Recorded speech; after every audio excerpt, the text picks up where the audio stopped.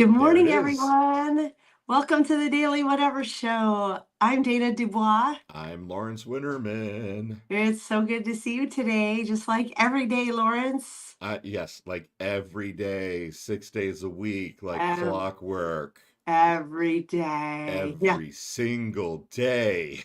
I love when people are like, you go live with Lawrence 6 mornings a week for an hour? How do you have that much to talk about? Right? Like it's not hard. I I wish we could talk more. We're just having the conversation that we've been having for 40 years, for God's sake. I know. And Lawrence, I got a new like sweatshirt sweater thing here this It's very weekend. cute. Thank you. I I'm feel wearing like my it. whatever sweatshirt. Oh, I love it. I Yeah. feel like it's a little much on camera. Is it too many patterns? I count on you to let me know. Actually, I no, I'm gonna vote that it works. I like it. Okay, chat, weigh I'm in. warning you, I slept terribly. I went to bed super late. This is my coffee this morning, Oh my and this God. is my second one. Oh my God. I just made my tea, so I'm ready to drink all of this while we talk. And while we talk with Patricia Ross today, a guest who, Lawrence, how long have I been trying to get Patricia on the show? It's been a while. It's been a minute. I know I'm that you so have thrilled. long been saying we have to get Patricia Ross on the show. Yes, so we're in for a real treat. She will be joining us shortly. I know her she is a writer on Medium, and I also met her. We have a cute origin story on Substack because we both took Christina God's like help we don't know how to Substack class at the same time. So we met, virtually this through the class, and I've been trying to get her on the show ever since. And she's 80, she just turned 87, which is amazing. And she is still a practicing, I think, psychologist or psychotherapist. We'll ask her to get the correct word there.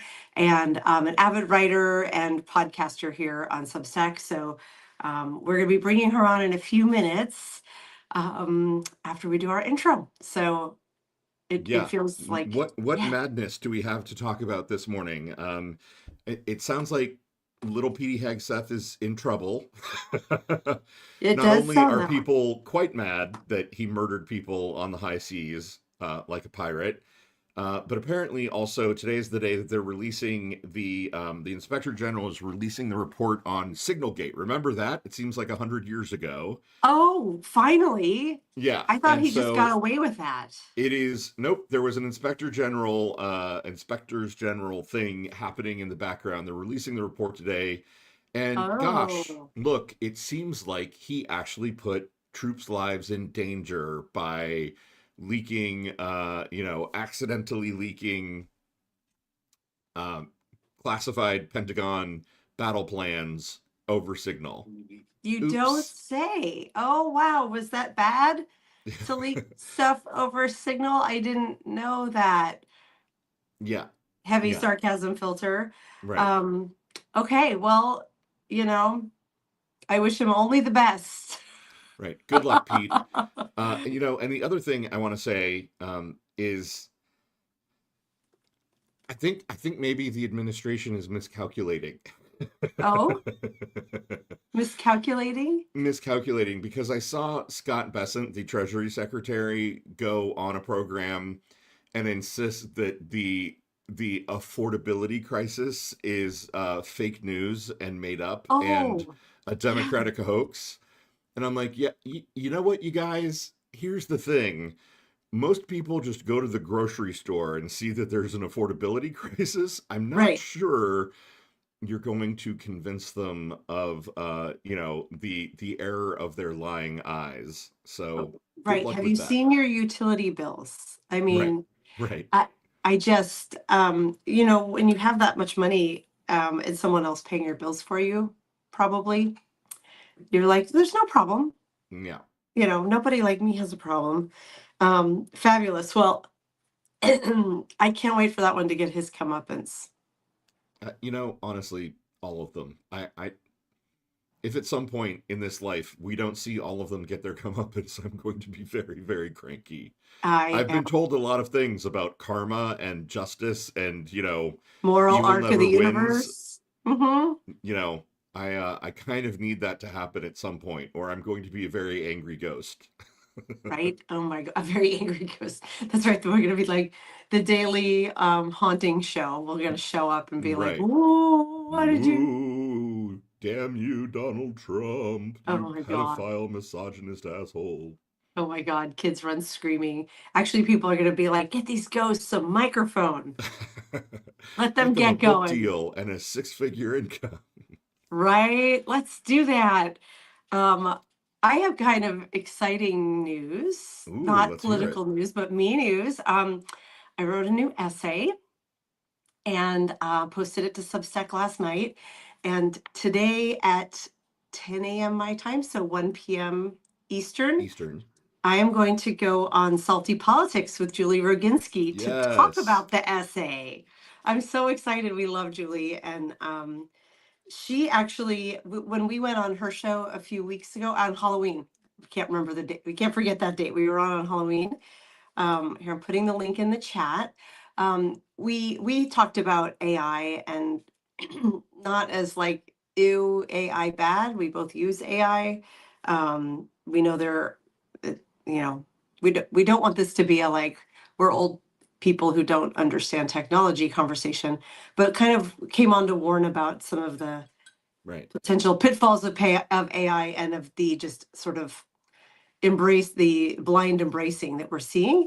And as part of that conversation, I told a story about something that had happened to me back in April when I was traveling overseas, where I had Facebook's dating AI try to set me up with a man who didn't exist to go to a show that wasn't happening at a very real life rock venue in Yeah. Seattle. And it was honestly, Lawrence, it's been long enough that you know how like things start taking on that does it No, no. really I mean, happen I flavor. remember. I remember in the moment. I remember you sharing those screen caps with me in the moment and being like, this is insane. This doesn't seem like it could be real.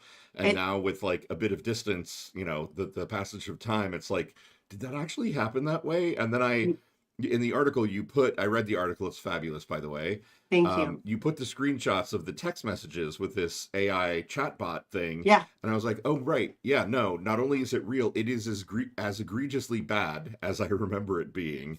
Right, Um, it was yeah. And those of you like I'm betting maybe Karen may have been there. We went live from my hotel lobby in Galway because I was texting you like I can't believe this is happening. And there are about I think there's 7 or 8 screenshots in the story. I have like 30. I mean, I captured the whole conversation.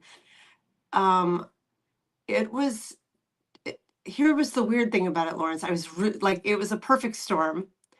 It was I was had just flown to Galway, so I was or to Dublin and then trained to Galway, so I was super jet lagged yeah, and susceptible. And I had used the dating AI had appeared a few weeks earlier, and being someone who likes to look into technology, I was like, sure, you can make suggestions, and it seemed pretty innocuous.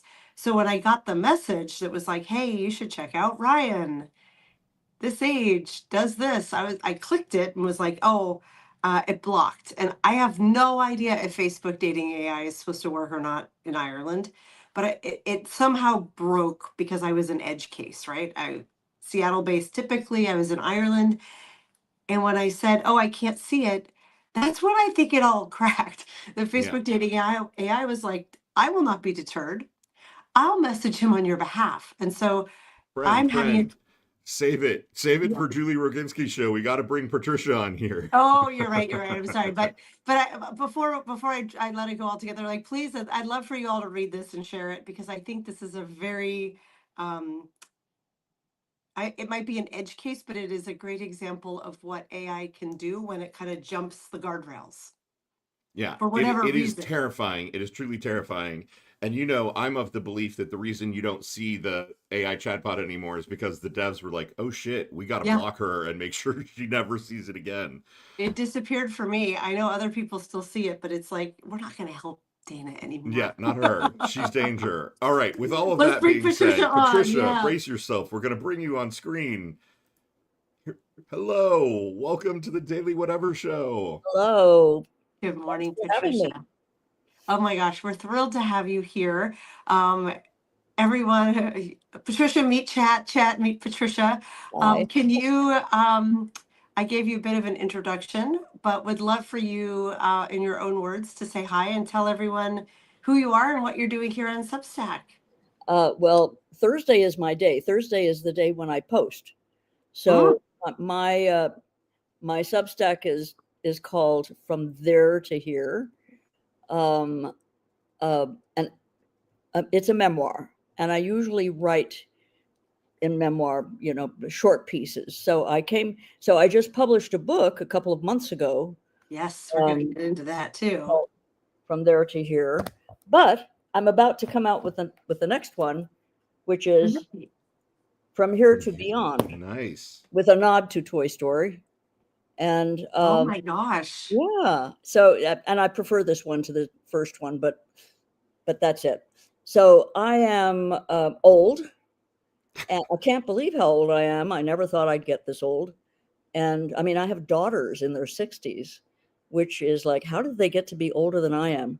But God, I'm still here. I still apparently seem to have my marbles. And so I've done many things in my life. And this is the newest, most recent iteration. But I'm still practicing as a psychotherapist and have a part-time practice. But I've been many things in my life. That's it. I think one of the most amusing compliments I ever got was from somebody on Substack who said, in a drawer of butter knives, you're a Swiss Army knife. And I thought, I like that, because I've done many things. I've been a musician all my life, and taught piano for 36 years. And then I was a photographer, fine art photographer, and assisted at Ansel Adams workshops in Yosemite in the 70s. And what? I didn't even know that. Holy. Oh, yeah, I've done many things. And then I went back to school late. I mean, when I was 50, but I've been in practice for over 30 years now. And so I've done many things. They all start with P, except for writing. What could we say what's a synonym for writing? Now I want to pull out a thesaurus and find prose. Prose, yes, you're a prose artist. Yes, right. Well, I think we can make that one count. So you are a multi-hyphenate. I'm curious, I'm interested in many things.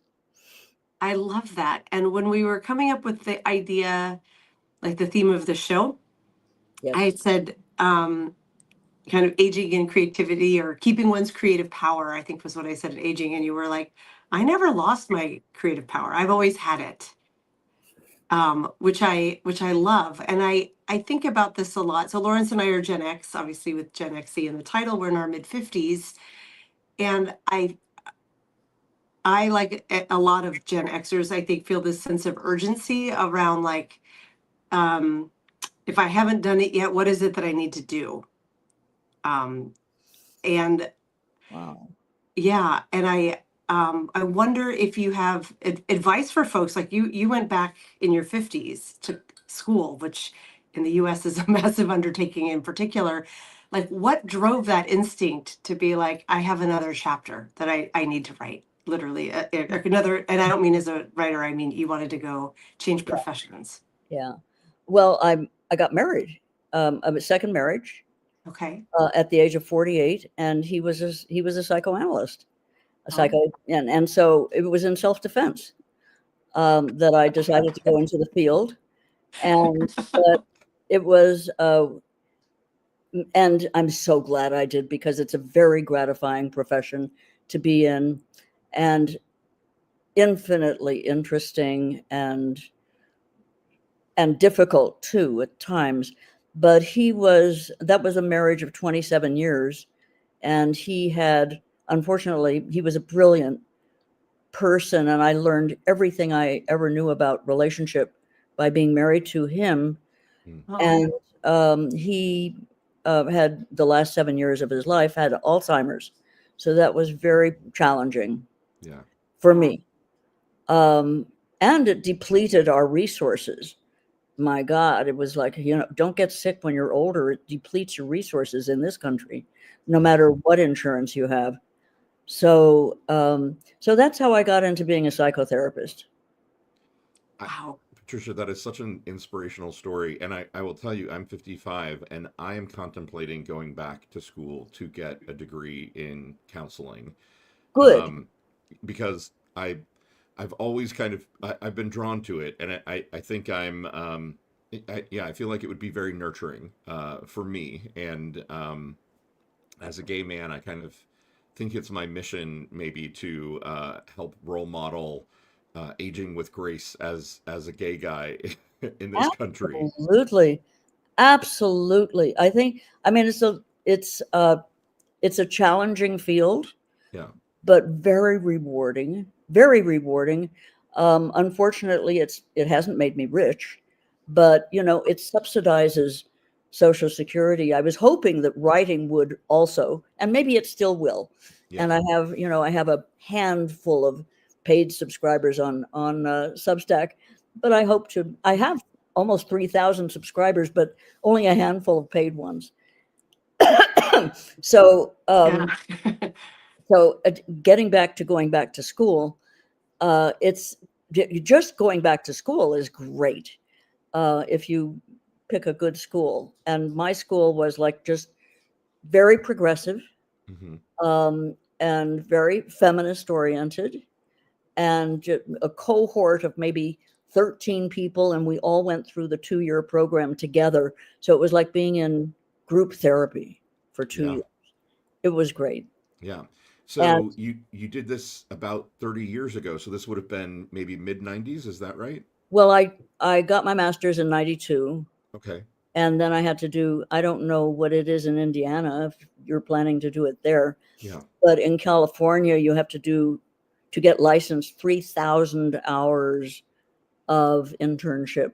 Right. Most of it unpaid. So 3,000 hours. So I got licensed in 96. Okay. That's Yeah, a no, it crazy amount of time. in Indiana, it is 3,000 hours here as well. I have It looked. is. But I encourage you to do it. You'll never regret it. I think it's, well, first of all, they're doing so much in the field because of MRI scans, and they're scanning people before and after a certain amount of therapy, and they're discovering, because of neurogenesis, that we are growing new neurons. Right. And that some people have always said, how can talking help? Why don't you just go talk to a friend or somebody like that? And they're finding out that in the course of therapy, in the course of talking, we are instilling new neurons in people's brains that make connections. And so part of how it works is that in the course of therapy, one develops an observing ego. Like, you can be in a feeling and thrashing around with it, but there's a part of you out here that's observing what's going on with you. And then you start to make connections.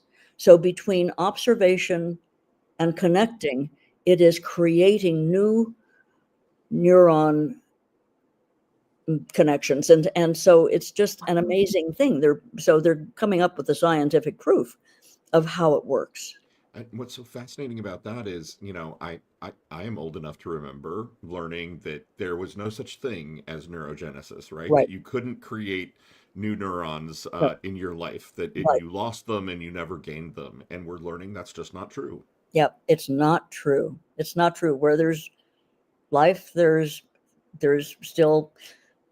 a lot to go on, to a lot ahead. Yeah, very much. This may be a kind of psychology 101 question, but what's the difference between psychotherapy and just therapy? Are they synonymous, or is it a specific kind of therapy? They're synonymous for me, but there are other kinds of therapists, like a hypnotherapist. I mean, that's still a psychotherapist, but massage therapist, or there are different kinds of therapists, physical therapist. Yeah. But psychotherapist deals with consciousness and Okay. feelings, Yes. brain. Yeah. Got it. So that was just what I was clarifying. It's like, is Yeah. it a specific kind of this kind of therapy? Yeah. But it sounds like it's a general term. And then there's psychoanalysis, Yes. which is more intensive. And it's a little, not everybody can afford to do that unless they're in training. Most of the people in psychoanalysis are in training to become psychoanalysts. But that's more intensive. It's like 3 or 4 times a week on the couch, where a client just lies on the couch and the analyst sits behind, and it's free association. Hmm. So I did 7 years of psychoanalysis too, Oh, but wow. As a So clinician or as a patient? as a patient. Oh, wow. As a patient, I'm not a psychoanalyst, but I'm psychoanalytically informed. Interesting. that's amazing. What's that? Well, I was thinking that psychoanalysis is, um, it makes me think of Freud, right? You know, the lying on the couch and the Yes, analyst is sitting behind you, and right. um, I there's a piece of me that kind of forgets that that's still a thing. You know, I think of that sort of that vignette, that scene of a patient on a couch, and it makes me think, you know, of times gone by and not necessarily like a current modality. Well, there's such a thing as contemporary Hmm. psychoanalysis, Yeah. and it's how Freudian psychoanalysis has developed. So it's very different than in Freudian times. Yeah. And Freudian times were not that, I mean, it wasn't that long ago, the That, beginning of the 20th century. yeah, that is true. So anyway, there's contemporary psychoanalysis, which is very different from formal classic psychoanalysis. Got it. Got it.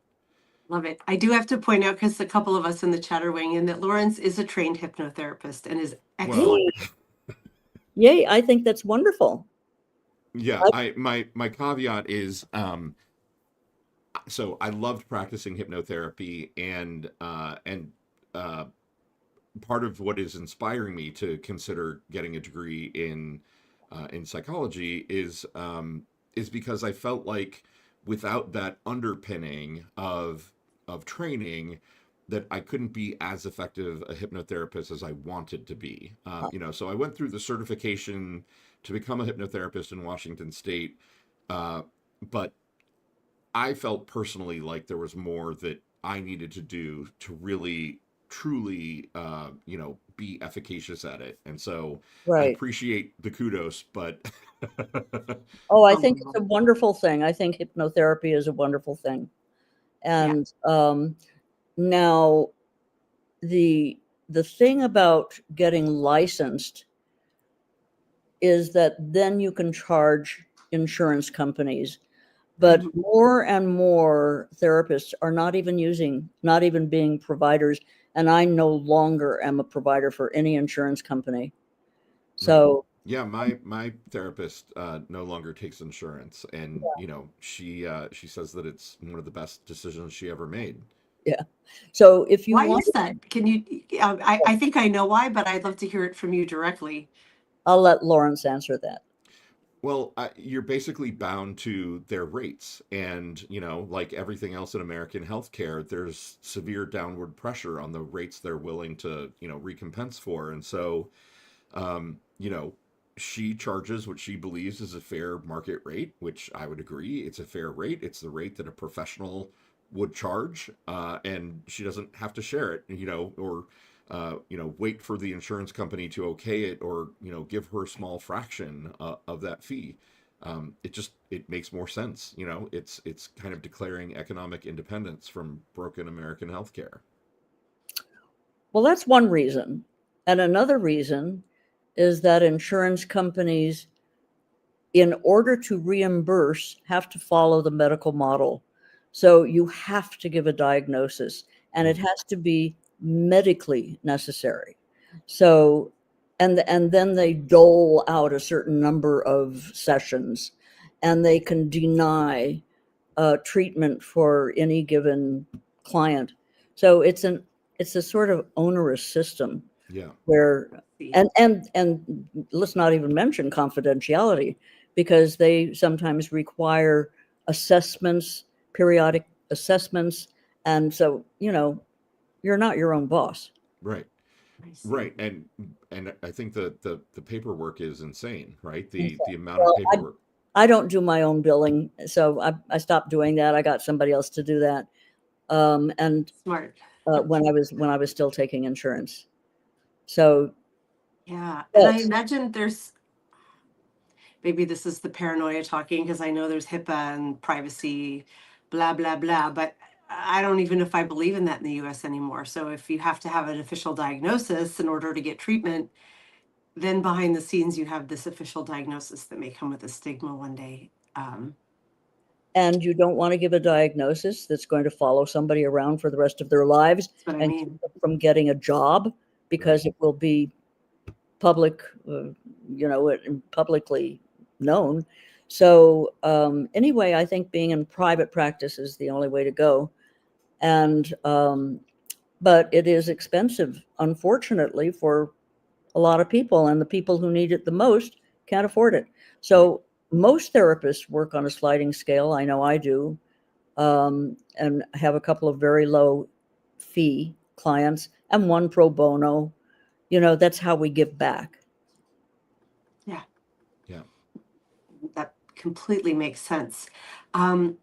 Patricia, I'd love to talk about your journey as a writer. I first met, or I didn't really meet you. I first saw your work on Medium, and then we got to meet in Christina God's amazing onboarding class, which Yes, I don't know about you, but I felt like really helped put me on the right path yes. here on Substack. And now we're here as well. Like, can you talk a little bit to that, of kind of how you came online as a writer, first on Medium and then on Substack, and kind of what the journey's Sure. been like? Yeah. Well, I'm a new writer. I haven't, I can't say I've been writing all my life, except I have reams of journals.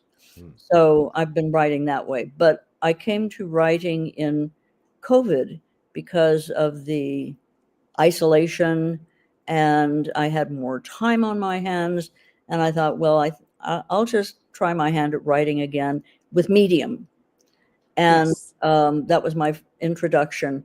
And also, what enticed me was there was a competition with a $10,000 prize, and I thought that sounds very good.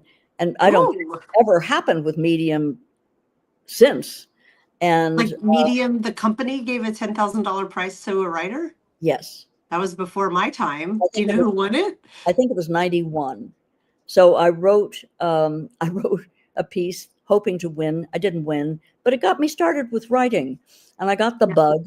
And I mean, I've always when I matriculated in school way back in 1960, I was an English major, and I was just fascinated with with writers and poets, and I read voraciously, and I had fantasies of being a writer.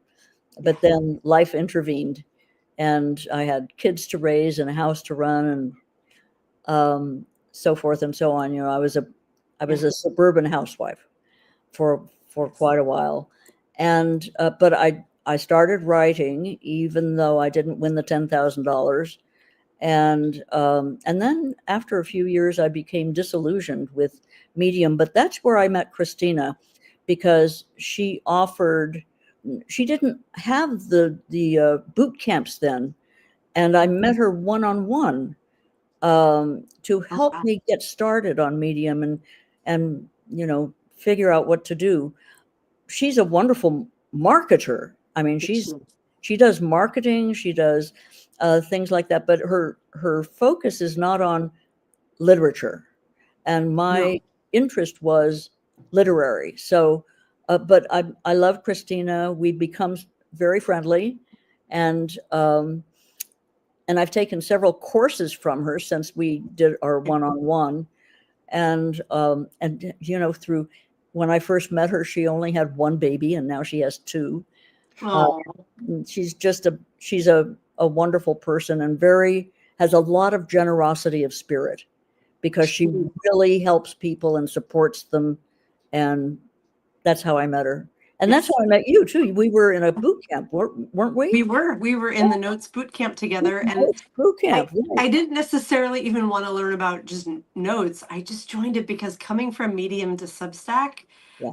I had been eyeing Substack for months, and I was like, I don't know how to jump in. It's too much. It's too much. And so when Lawrence and I decided to do this, Medium, was having its challenges, still is really, but especially at the start of the year, that we were like, we think we need to be on Substack. And so I saw these classes, and I talked to Robin Wilding, who is Robin here. I don't know if she's in the chat today. She's here a lot, but she was doing great on Substack for Medium, and she had started off with a boot camp. And so I was like, this seems like a worthwhile investment. I keep asking Christina to come on the show, and she's so funny. She's like, but I'm not a native speaker. And she has this hesitation about it that I'm like, Christina, God, She teaches classes. Her English come is on, amazing. get on the show. So But she Christina, has a podcast.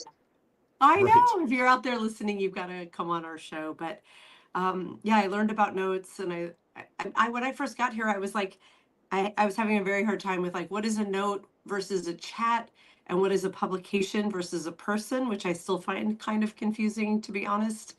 The paradigm of how, like the way Lawrence and I have Gen XE set up, it kind of confuses Substack a bit, I think, because it's both of our primary publications, but we don't get alerts when things happen. We only get them when it's to our personal accounts. All of that said, Christina's class was super helpful in getting off the ground. And I know you, because it was a notes boot camp, I know you had a note go really viral. Oh, yes. Can you talk about that? Because I have yet to crack the code on notes. Go figure. I mean, it's who can tell what makes something go viral?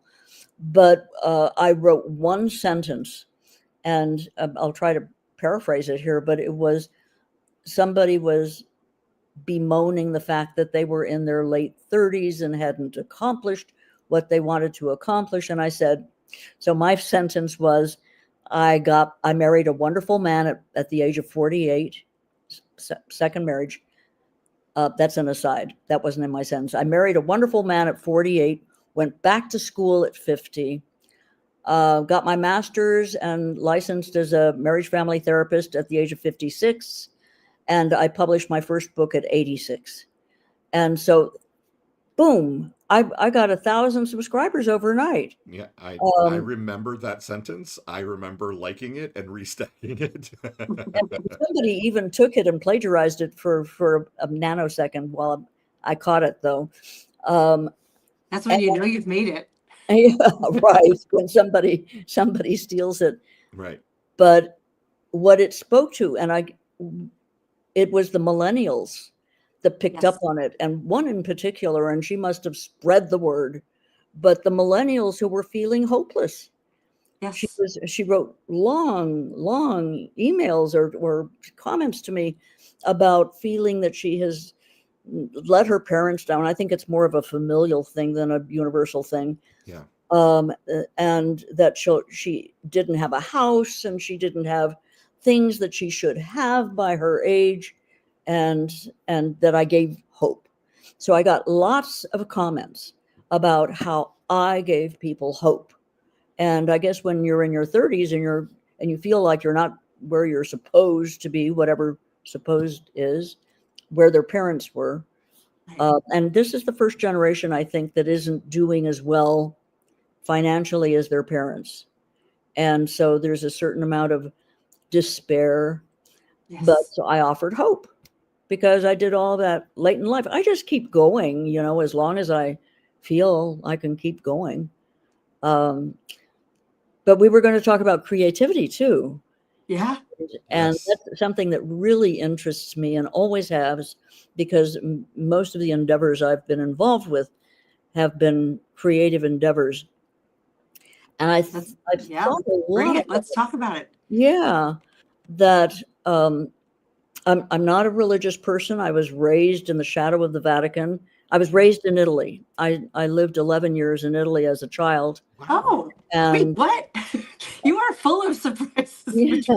You contain many, many multitudes. Buy Do you the speak, book. oh my gosh, I need to. Do you speak Italian fluently? See, do you?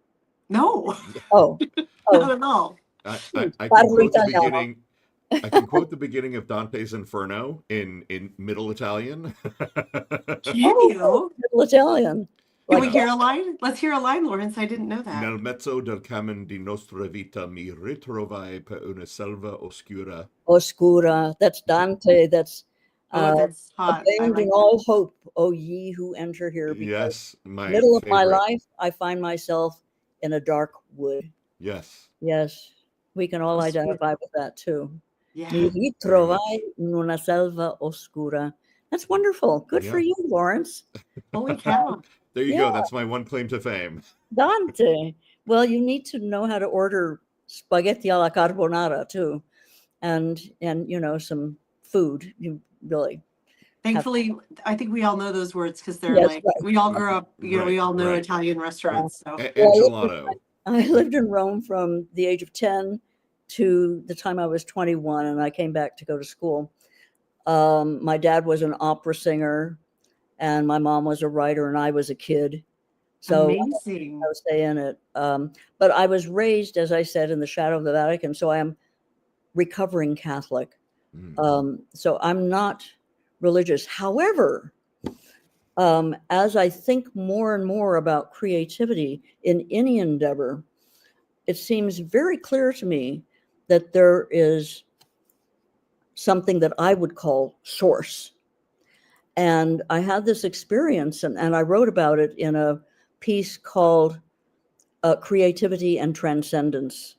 And I have a daughter who lives up the road a bit in Healdsburg, and I was driving up there one Christmas or Thanksgiving or something that was a couple of years ago, and listening to some music. And I was listening to Yuja Wang, who is, I think, the best pianist alive. And she's this little slip of a Chinese, I mean, she's very glamorous. She wears mini skirts and is very provocative. And she's been criticized for the way she dresses, but she is fabulous pianist. And twice she performed all of Rachmaninoff, once in New York and once in LA with Gustavo Dudamel, who's with the LA Philharmonic. Oh yeah, But Dudamel. all three, all Rachmaninoff concerti and the theme, the Rhapsody on a Theme by Paganini, did it all in an afternoon. So I was listening to the recording driving up to Healdsburg, and I had been thinking about creativity and thinking, well, creative people get closer to source. And that's why it's so satisfying to be in a creative endeavor, is like we're closer to whatever this is that is the source of creation. And I was listening and I thought, yeah, they're all pretty close. This is what they're doing. And then it hit me, oh my God, it's source coming through them, through Gustavo Dudamel, Yuja Wang, all of the orchestra, and it just gelled. And it was source. It was like listening to the voice of God. I mean, not being religious. So that's what it is to me. And I think for me, what is necessary for me to access or allow creativity to come through me is that I have to get out of my own way. I have to get out of my own way. It's not ego, I can't do it for recognition or, I just have to get out of my way and let it come through. I have goosebumps. Yeah. That's Patricia, don't you think that is, people these days talk about flow state. Yeah, I And guess that's it. yeah, but for me as a writer, that is the closest I feel to Yeah. source or Right. God or, Yes. the universe. Right. It is getting out of my own way and letting the story come through me. Yes, And yeah, I think that's exactly what you're describing. exactly. And that's what happens when I write too, when at its best. Yeah. Is somebody asked me when I said that I was into writing these days, and she said, fresh out of an Ivy League college, she said, "What is your process?" And I thought, huh? Huh? I sit down in front of my computer and I write. Right. And that's essentially what it is. And I just, I get out of my own way when I'm Right. at my best. Right. On a good day, you get On a out of your own good day, way I and it get out of my flows. own way Yeah. and just let it come through. So that's my thinking on creativity. Also, the last eclipse, I was looking at it. I have a grandson who's in broadcasting, and he was on television in Ohio talking about the eclipse, and his mother was in Mexico, and I was here in California, and we were all watching this eclipse at the same time. When it hit me as I saw the moon silhouetted against the sun, and I thought, holy shit, what's keeping the moon up there? What is keeping that moon from crashing into Earth? And it was like such an amazing experience Mm. because it's nothing man-made that's keeping that moon up there. Oh yeah. No, It's it's like nothing keeping the galaxies doing their galaxy thing, you know? Oh So my gosh. it yeah. was It's forces beyond our comprehension, like trying to imagine gravity and the speed with which things have to move so that they don't yeah, so that they're in a state of equilibrium or, near absolutely. equilibrium. Yeah, it's incredible. It is incredible. And we growing up get used to it and take it for granted. Right. All of It it. it reminds me of I wish I could quote the source. I don't remember who said it, but the idea that if we could truly comprehend the mechanisms at work within our own bodies, the within the smallest cell, the things that are operating in kind of perfect harmony to keep us alive and functioning, we would just exist in a state of absolute mind Aw. blownedness Oh, Yeah. perpetually oh, because the things that are happening inside of us at every moment are just incredible. that's right. That's absolutely right. I believe that. So as I get older, I take less and less for granted. Hmm. And it's all a miracle. Oh my I gosh. mean, We haven't been reading many comments from the chat today, but Jessica B says full moon energies vibing out today through Patricia. Yeah, Um, yeah, it is. It's a full moon today. today is the last yeah. day of the year. That's Yeah. right. And Gloria says, I love that letting this source come through, getting out of my own way. She is refreshing. Thank you, Dana Lawrence, for having her on your show. Thank you so much. I love you all. Oh, Gloria, we love you too. Um, yeah, there was an essay of yours I really wanted to bring forward. I'm going to put the link in here. It is called From Becoming to Being, and the subhead is When the Future Shrinks. Oh yeah. And I feel like a lot of folks who are on the show or in the audience who come to hear our show regularly, um, I think we have this sense of like time becoming shorter as we get older. Yes. It only makes sense. And what I really read through this one here, let me put it in the chat. One day we'll have someone helping us. So we're not navigating all the links and the talking at the same time. The idea of we spend so much of our lives planning for a future and looking ahead down a road we assume is long, and how to get to here, how do we get where we want to go instead of saying, how do we enjoy where we are right now on the road? That Right. was what I really saw coming through your story that I loved. And actually, I don't even want to tell you what's in your story. I would love to hear more about the origin of this story and what you came to realize in writing it. Well, I think a lot about death. I mean, at my age, it's like it's right there. I took a course. There's a Buddhist meditation retreat center near where I live called Spirit Rock, and they offered a year-long training called 1 Year to Live. And there were like 600 people enrolled in it worldwide. And so what it consisted of was one big meeting a month of about 3 hours, and then small groups. And small groups were in person.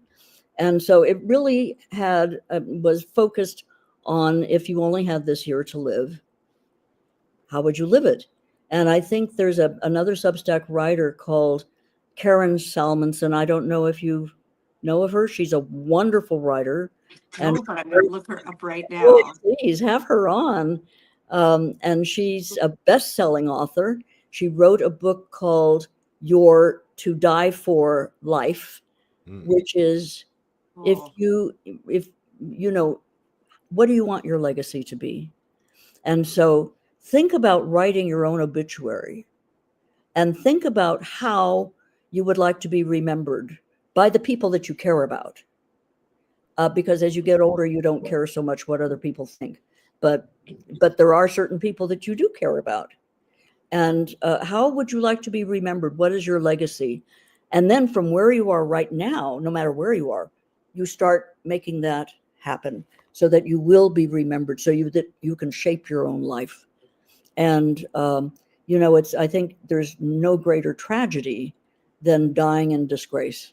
And like Bernie Madoff or God knows any of those people who die in disgrace. Yeah. And there's where was I going with that? Anyway. No, Patricia, that's such a powerful way of thinking, and it reminds me. Dana and I both have had careers in sort of the corporate tech world, and I remember kind of hitting a moment several years back where I was like, is this like why am I so wrapped up in this? Like, is my obituary going to be like he optimized supply chain dynamics for online like, oh my God, how sad. Yeah, like says like or for a woman, she kept a very clean house. Oh, right. Yeah, I mean, Right. so you start to work towards realizing that. And I've had a number of clients in tech and in corporate America, and I have yet to meet one who's happy. And it's for the money. It's hard to get out of it because of the money. Yeah. Yeah. Well, and it's such a trap because they've engineered it in such a way that you're never quite making enough, whether by Right.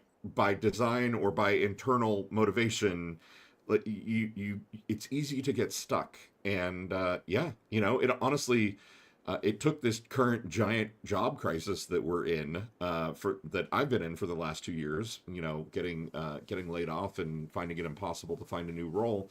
Where I was like, okay, I guess I have to do that reinvention thing at the age of 55. Right. It was literally. Oh, sorry. Go ahead.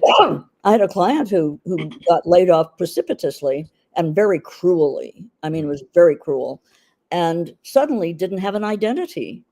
And that's, I think, where if one pins one's identity on your job, you're in trouble, because what if you don't have the job? So Right. it behooves us to develop a sense of intrinsic value. Yes. But no matter what, you have value.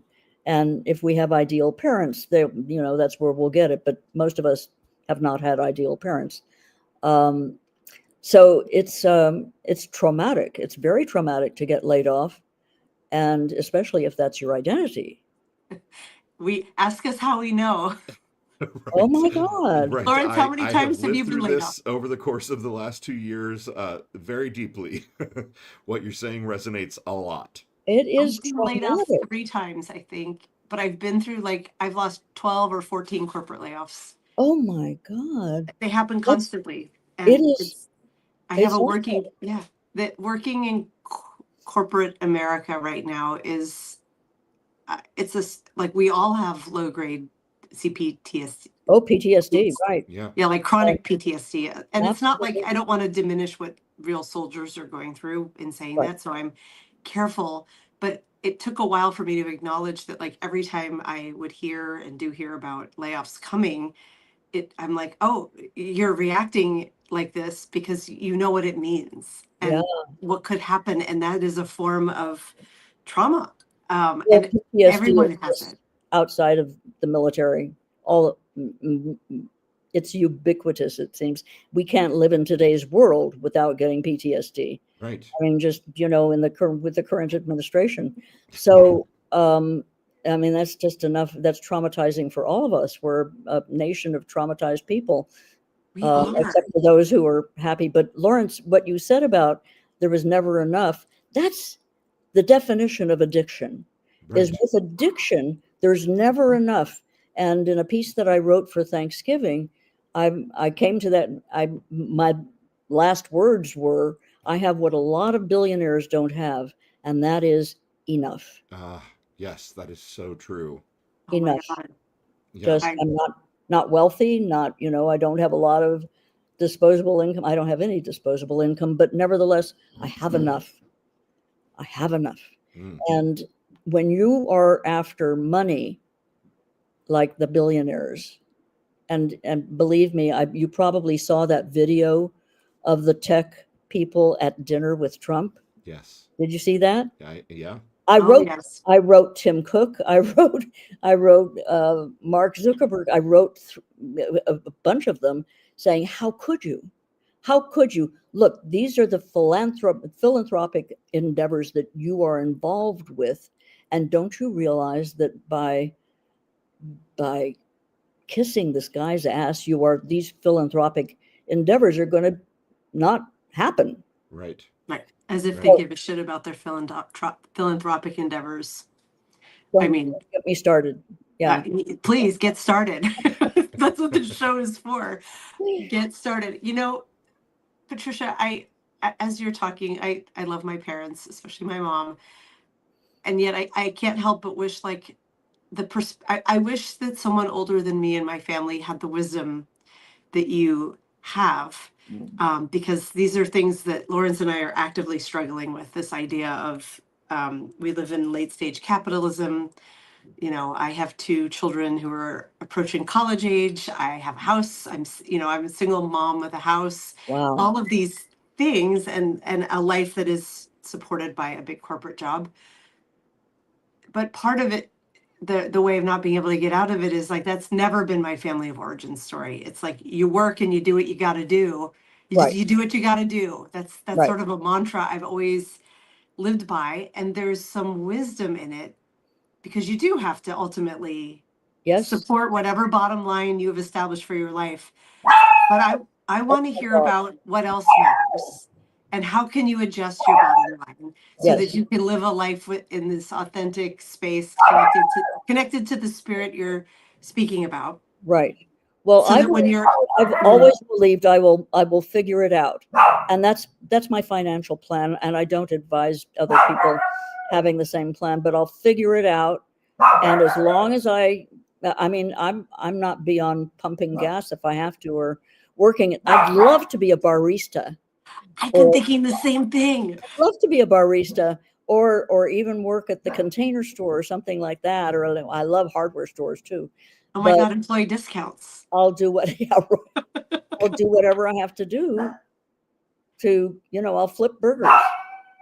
I have been thinking the same of like for those of us who don't yet qualify for Medicare, it all comes down to health insurance. And I'm like, what?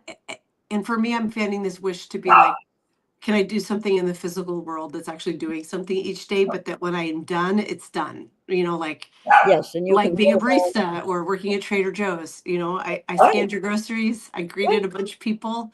Yeah, right. Something that's where you're doing something that's Yeah. of service and necessary, and but unfortunately, you can't make a decent living that way. Right. Well, At least not where I live. not where in Seattle.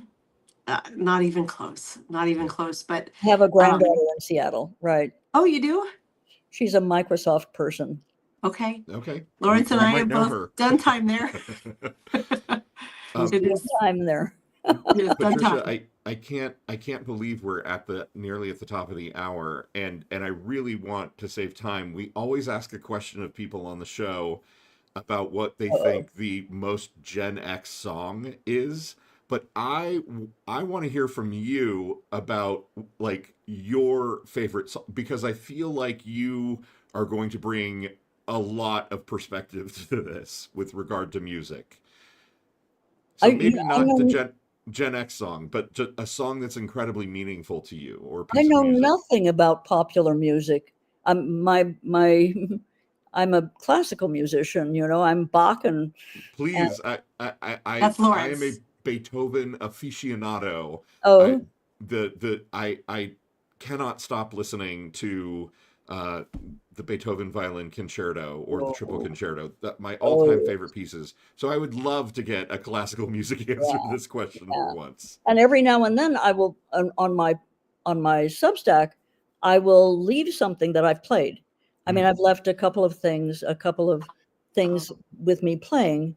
One was a jazz piece, and another was a Chopin nocturne. And I've done a bunch of Chopin nocturnes. I play a lot of Chopin, and it speaks to me, even though he fell out of favor because he was too accessible, too mm, popular. hmm. But he composed almost exclusively for the piano, and um, and it's challenging, and it is accessible, and it's romantic music, and it is wonderful, fun to play. And I love Bach. So between Bach and Chopin, you know, Baroque and romantic music. Yeah. So as far as songs go, I'm still back with the Beatles, you know, and I think my theme song would be Blackbird. Oh, that is a great choice. yeah. So Have you? good. Have you heard the Beyonce cover of Blackbird? I haven't. You should go find it. Paul McCartney loves it. Oh, And I can't believe I'm about to say this. I like it better than the Beatles version. oh. Well, I like a piano version by Brad Maldau, who is a jazz pianist, Mm, Mm. and so I'm not a sung version, but I'll yeah. go check out Beyonce. Yeah, apparently this, I didn't know this, but the origins of the song, oh, I'm going to mess this up now because my brain is made of Swiss cheese, but it was a song in solidarity, I believe, with Black women, or at least with the civil rights movement. Maybe it was just with the civil Really? rights movement. That would make more sense. And so he loves that Beyonce covered it, and her Oh, voice in that song is just in the harmony, Sublime. like it's Yeah. super layered. It's I think you would like it. It's not classical music, but I I'll think you'd like it. check. And I But have a this, new goal now that we're in StreamYard, Lawrence. If there's a way to do this, God, we would love to have you back on anyways in 2026. But could we get you to play? Wouldn't that be amazing if we could have Patricia come on and play, like play oh, piano? um, Would you ever do that live? I That'd be would. too great. I could send you a video. Ooh, Um, that would work too. That would be yeah. amazing. How would I Oh my, send it to you? Uh, just through email, and then we can upload it to the tool that we're using to do the broadcast. Okay, I'll send you the two things that I Oh, already posted on Substack. that's oh my exciting. gosh. That's And wonderful. I'll send it to. So what's the email? Um, I'll contact you with the email. Okay. I have to ask one more thing before we go. You said your one of your parents was an opera singer, your father? My dad. So what about opera? What is your favorite, you know, what is the piece of opera that for you embodies? I don't like opera. Ah, My dad was undiagnosed bipolar, ah, but and a rageaholic. But oh I God, like Patricia, I'm if sorry. I were to pick an opera composer, it would be Puccini, and it would be Madame Butterfly or La Boheme. Yeah. If All I right. were, it makes I me love cry. it. It does make me cry. Yeah. Beautiful choices. Patricia, Yes. this was incredible. Thank you so much for taking Thank the time to be on the you. show. I'm so Thank happy So we you. great. finally made it happen, Patricia. We I am finally made it too. happen. Oh my, Anytime, as long as I keep my health. And you yes. know, I have a terrible genetic load, and I have some health issues, as one does at 87. But I would be happy to come and talk to you guys anytime. Thank And you so much. and it was just a pleasure for me. Oh my gosh. For us too, everyone in the chat, I don't know if you have it open here, but everyone's saying How do I open the Patricia's amazing. Thanks for a great show. We love this. chat? Um, How do I? everyone is thanking you. So Oh, comment. um, Okay. Yeah, yes, we're gonna all head into our for days with next this time one. we'll show you how to open a chat window. You just have to open a separate window and go to the chat. So we'll Okay. show you how to do that for next time. Okay. Okay. Oh my Take care. gosh. Awesome. Thank you Thank so you all. much. Thank you Thanks guys so much for everybody. Thank joining you to us. the We love incredible you. Mean Patricia. it. Love you. Bye. Bye. Bye. Mwah. Bye bye.